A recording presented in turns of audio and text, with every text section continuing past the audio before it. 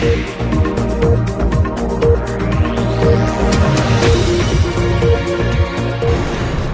દર્શક મિત્રો, આપ નિહાળી રહ્યા છો S9 ન્યૂઝ અને હું છું પૃથ્વીરાજસિંહ રાજપૂત. આપની સમક્ષ લઈને આવ્યો છું સ્પીડ 9. દેશ વિદેશ, ફિલ્મ જગત, રમતગમત, બિઝનેસ અને તે સિવાય ઘણા ક્ષેત્રો સાથે સંકળાયેલી કેટલીક ખબરો. તો આવો નજર કરીએ સ્પીડ 9 પર.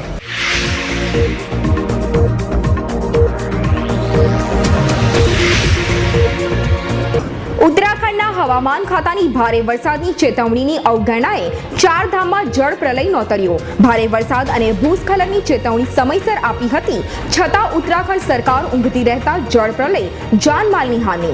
ચારધામ યાત્રા 4 થી 5 દિવસ રોકી દેવા સલાહ પણ આપી હતી. હવામાન ખાતાની આગાહીને ધડમાઠા વગરની ગણાવતા વિજય બહુગુણા કહ્યું, ઉત્તરાખંડ સરકારે કોઈ લાપરવાહી દર્શાવી નથી. મરણ પામેલાઓનો ચોક્કસ આંક પણ ક્યારેય નહીં જાણી શકાય.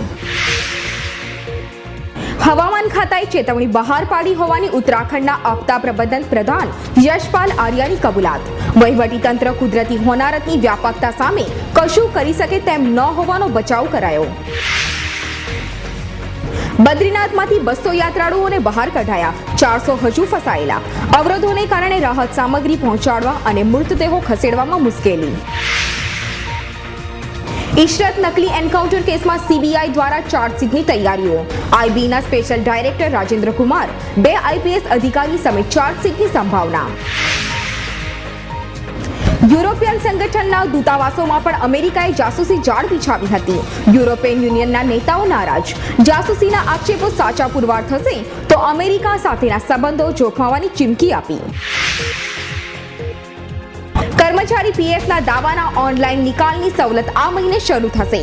PF ઉપાડવા કે તબદીલ કરવા ઓનલાઈન અરજી કરી શકાશે. લશ્કરી દળોએ LOC નજીક ચીની ત્રિપુટીને ઝડપી પાડી. સુન્ની મુસ્લિમ આ યુવાનો અરબી ભાષામાં રાજકીય નકશા, ચીની ચલણ યુઆન, તલવારો, ચપ્પો લઈ જઈ રહ્યા હતા. કેન્દ્રીય ગૃહ સચિવ તરીકે અનિલ ગોસ્વામીએ અખ્તિયાર સંભાળ્યો. આ હોદ્દા પર પહોંચનાર જમ્મુ કાશ્મીરના પ્રથમ અધિકારી બન્યા. ઓખાના દરિયાકાંઠે એક જહાજમાંથી 17 કન્ટેનરો દરિયામાં સરકી પડ્યા. સમુદ્રમાં તરી રહેલા આ કન્ટેનરો આવતા જતા જહાજો માટે ખતરો સર્જી રહ્યા છે. GMBએ ભયની ચેતવણી જારી કરી. પાકિસ્તાનમાં હિન્દુઓ ધાર્મિક ભેદભાવનો શિકાર. પાકિસ્તાન છોડી દેવાની હિન્દુઓને ફરજ પાડવા અપમાનિત કરાય છે અને લૂંટી લેવામાં આવે છે. ઉત્તરાખંડ સરકાર અને મંદિર સમિતિ કેદારનાથનું પુનઃનિર્માણ કરશે. પુનઃનિર્માણમાં કોઈનો પણ સહયોગ આવકારતા મુખ્યમંત્રી બહુગુણા. મુસ્લિમોની સમસ્યાઓ તથા 2002ના રમખાણો પરના પ્રેઝન્ટેશનને નરેન્દ્ર મોદીએ ધ્યાનપૂર્વક નિહાળ્યું. પોતાના ટીકાકાર સૈયદ ઝફર મહેમૂદને મોદીની ખાતરી, તમારા પ્રેઝન્ટેશન પર વિચાર કરીશ. ઉત્તર પ્રદેશમાં ભારે વરસાદ, મોટી નદીઓમાં પૂર, 4ના મોત નીપજ્યા. વરસાદે છેલ્લા 112 વર્ષનો રેકોર્ડ તોડ્યો. શ્રીનગરમાં લશ્કરના ગોળીબારમાં 2 યુવાનોના મોત, લોકરોષ ફાટી નીકળ્યો. ગોળીબારના બનાવ અંગે તપાસનો આદેશ. જવાનો ગુનેગાર હોવાનું જણાશે તો કડક હાથે કામ લેવાશે. દક્ષિણ આફ્રિકામાં મંડેલાના પરિવારજનોને મળતા ઓબામા, સધિયારો આપ્યો. દક્ષિણ આફ્રિકામાં અમેરિકાની વિદેશ નીતિ, ડ્રોન હુમલા વિરુદ્ધ વિરોધ. ઉકાઈના ઉપરવાસમાં વરસાદ, ડેમની સપાટી 315.08 ફૂટે પહોંચી. ઉકાઈમાં ઇનફ્લો 22,678 ક્યુસેક સામે આઉટફ્લો 900 ક્યુસેક. પ્રદેશ ભાજપ દ્વારા જિલ્લા પ્રભારીઓની વરણી. સુરત શહેરના પ્રભારી તરીકે મંગુભાઈ પટેલની વરણી, જ્યારે સુરત જિલ્લા પ્રભારી તરીકે સાંસદ CR પાટીલની વરણી. ક્રિકેટની જનતા ઇંગ્લેન્ડને 2017ની પહેલી ટેસ્ટ ચેમ્પિયનશિપ મળશે. ભારતને 2016ની T20 world cup, 2021 test championship અને 2023ના વર્લ્ડ કપનું યજમાન પદ મળ્યું. ઇન્ડિગો એરલાઇન્સ પ્રથમ તબક્કે મુંબઈ, સુરત, ભાવનગરને સાંકળતી ફ્લાઇટ શરૂ કરશે. એરલાઇન્સે સુરતમાં સર્વે પૂર્ણ કર્યો. મુંબઈ, સુરત, દિલ્હીને જોડતી વિમાની સેવા શરૂ કરવાના પણ પ્રયાસો ચાલુ. ટાટા અને રિલાયન્સ બનાવટી જોબ સિન્ડિકેટ્સનો શિકાર બન્યા. રોજગાર વાંચકો સાથે છેતરપિંડી કરનારાઓ વિરુદ્ધ ગુનાહિત અને દીવાની પગલાઓ ભરવા જૂથોની ચેતવણી. ઓબામાને ઝેરી પત્ર મોકલવાનો અમેરિકી અભિનેત્રી પર આરોપ. ટેક્સાસની અભિનેત્રી સેનન ગેસ રિચાર્ડસન પર અમેરિકી સરકારે બેવડો આરોપ મૂક્યો. વિશ્વના ટોચના 25 ઐતિહાસિક સીમાચિહ્નોમાં તાજમહેલ ત્રીજા ક્રમે, પ્રથમ 2 ક્રમોમાં પેરુનું માચુ પિચ્ચુ અને કેમ્બોડિયાનું અંગકોર વાટ.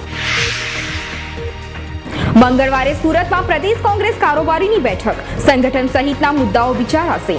કેન્દ્રીય પ્રભારી ગુરુદાસ કામત, સજ્જન કુમાર, શંકરસિંહ વાઘેલા, શક્તિસિંહ ગોહિલ, સિદ્ધાર્થ પટેલ સહિતના અગ્રણીઓ લોકસભા ચૂંટણીની વ્યૂહરચના અંગે ચર્ચા કરશે. પાકિસ્તાનના પેશાવરમાં વિસ્ફોટમાં 17ના મોત, અન્ય 20ને ઈજા. લશ્કરી કાફલાને નિશાન બનાવીને ધડાકો કરાયો. ધોની સેના વેસ્ટ ઇન્ડિઝ સામે ટકરાશે. બંને ટીમ વચ્ચે જોરદાર મુકાબલો જોવા મળશે. ફેસબુક વાંધાજનક જાહેરાતો દૂર કરશે. હવેથી આવી કોઈ કન્ટેન્ટ જાહેરાત માટે અપલોડ પણ નહીં કરી શકાય. હવે આસામમાં ભયંકર પૂરની સ્થિતિ, 43 ગામોમાં પૂરના પાણી ફરી વળ્યા. રાજનાથ, અડવાણી, મોદી આજે જૂનાગઢમાં એક સાથે. મોદીને પદ અપાયા પછી પ્રથમ વખત ત્રણેય નેતા એક મંચ પર હશે. પૃથ્વી મિસાઇલનું સ્થાન વધુ સક્ષમ પ્રહાર મિસાઇલ લેશે. પૃથ્વી મિસાઇલને અપગ્રેડ કરાશે.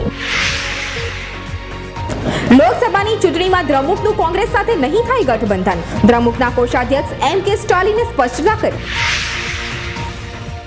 તો દર્શક મિત્રો, આ હતી અમારી ખાસ રજૂઆત સ્પીડ 9. આવી જ ખબરો સાથે ફરી મળીશું. ત્યાં સુધી રજા આપશો. નમસ્કાર.